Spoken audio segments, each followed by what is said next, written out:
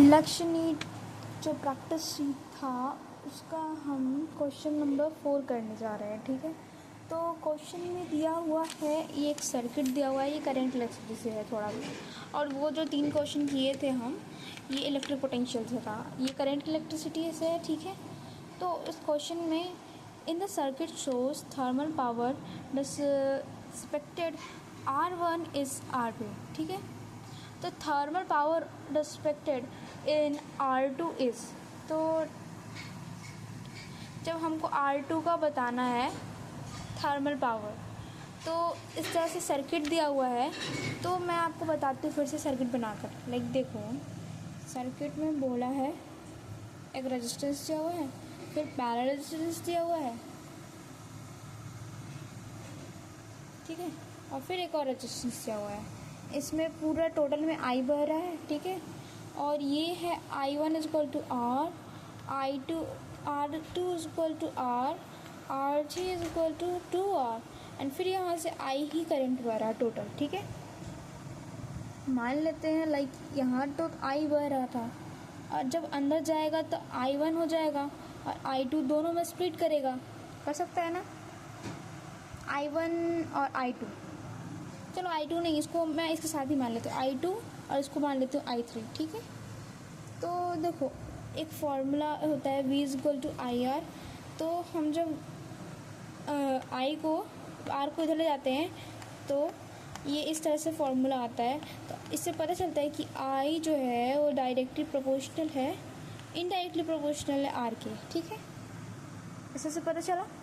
तो अभी देखो मैं क्या करूँगी इस सर्किट का, ये I2 है और ये R2, ठीक है, और ये I3 है और ये R3। हमको इसका वैल्यू निकालना है ना। तो हम क्या करेंगे, ये जो I1 है और R बाई इन जो प्रोपोर्शनल है इसको यूज़ करेंगे, इस कॉन्सेप्ट को यूज़ करेंगे। मैं फिर से लिख देती हूँ ये वाला, ठीक है, यहाँ पे एक बार फिर भी। तो हमको R2 दिया हुआ था R, और हमने I2 भी R का हम पता कर रहे थे।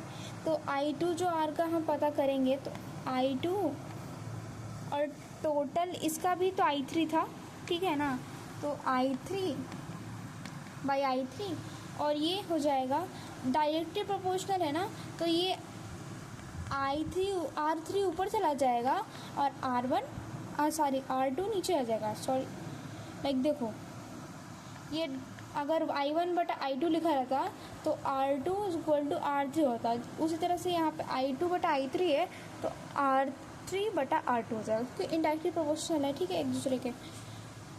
होप तुमको समझ में आ रहा हो। ठीक है, अब आगे देखो, R3 है तुम्हारा 2R, कितना है 2R, तो हम वैल्यू रख देते हैं I2 by I3 is equal to 2R बटा R, क्योंकि R2 भी R ही दिया हुआ, R2 क्या दिया R, कट गया तो ये जगह 2/1, ठीक है, 2/1 हो गया।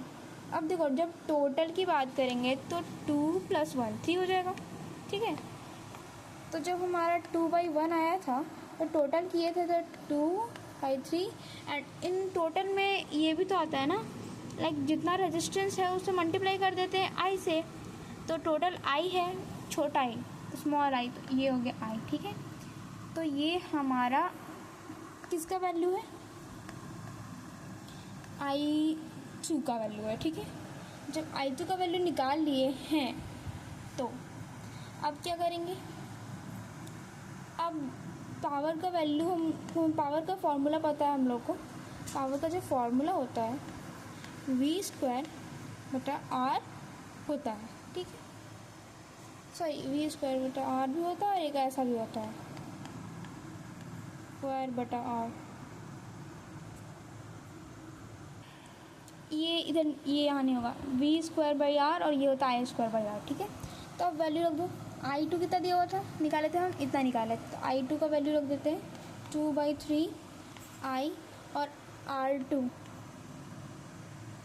नहीं समझे ना, रुको यार फिर से बताती हूँ।